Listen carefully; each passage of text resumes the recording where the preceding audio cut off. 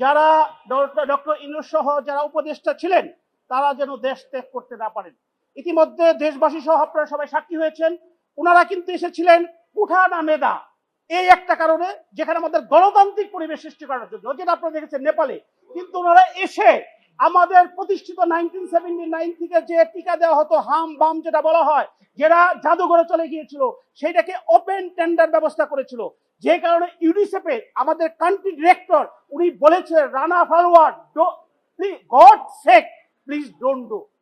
তারপরেও তারা এটা করেছে, যে কারণে আজকে আমাদের শত শত শিশু মারা যাচ্ছে এবং আপনাদের রিপোর্টের মাধ্যমে আমরা দেখছে।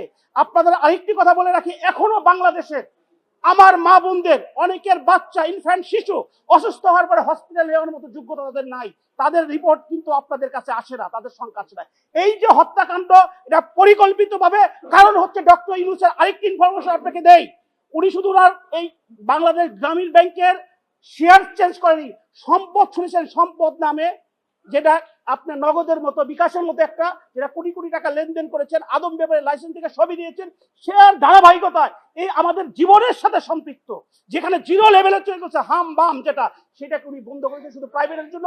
আমি আমার রিট পিটিশন আজকে দায়ের করেছি 6548/2026। আমি পিটিশনার, কারণ হচ্ছে এটাকে একটা থ্রোলি ইনভেস্টিগেশন করতে হবে, যেটা আইনের 3 ধারা ইনকোয়ারি কমিশন অ্যাক্ট, এবং ইনকোয়ারি না হওয়া পর্যন্ত এই প্রত্যেকটা লোক ডক্টর ইউনূস থেকে আরম্ভ করে অ্যাডভাইজাররা যেন দেশ ত্যাগ করতে না পারে, এইটার জন্য আমি করেছি। আগামীকালকে 2টার সময় মহামান্য আদালত কোর্ট নাম্বার 20 মেইনে এটা হিয়ারিং হবে। ধন্যবাদ।